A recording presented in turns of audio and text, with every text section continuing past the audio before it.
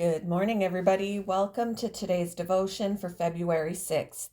Today's devotion is titled Small Beginnings. The Bible reading is from Zechariah chapter 4, verses 1 to 10. Then the angel who talked with me returned and woke me up, like someone awakened from sleep. He asked me, "What do you see?" I answered, "I see a solid gold lampstand with a bowl at the top and 7 lamps on it, with 7 channels to the lamps. Also, there are 2 olive trees by it, one on the right of the bowl and the other on its left." I asked the angel who talked with me, "What are these, my lord?" He answered, "Do you not know what these are?" "No, my lord," I replied. So he said to me, "This is the word of the Lord to Zerubbabel." Words. "Not by might nor by power, but by my spirit, says the Lord Almighty." What are you, mighty mountain? Before Zerubbabel you will become level ground. Then he will bring out the capstone to shouts of "God bless it, God bless it." Then the word of the Lord came to me. The hands of Zerubbabel have laid the foundation of his temple. His hands will also complete it. Then you will know that the Lord Almighty has sent me to you. Who dares despise the day of small things? Since the 7 eyes of the Lord that range throughout the earth will rejoice when they see the chosen capstone in the land of Zerubbabel.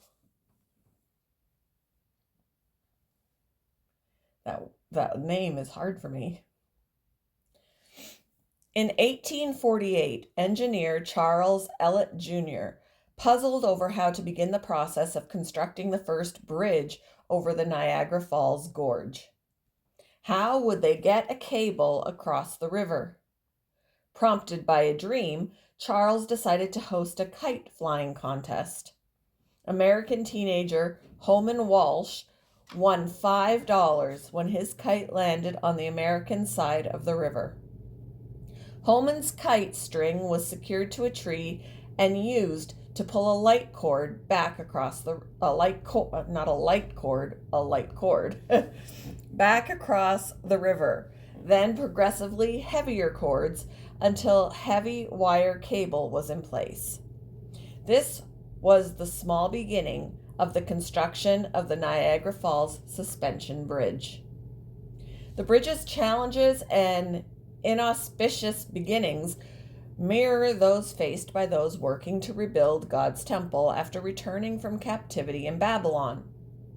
An angel awakened the prophet Zechariah with a message that nothing would thwart God's work. It would all be accomplished by his Spirit. Some of those who'd seen the temple in its previous glory were fearful that the rebuilt version would pale in comparison. The angel encouraged Zechariah that they shouldn't despise the day of small things, because God would rejoice in seeing the work begun.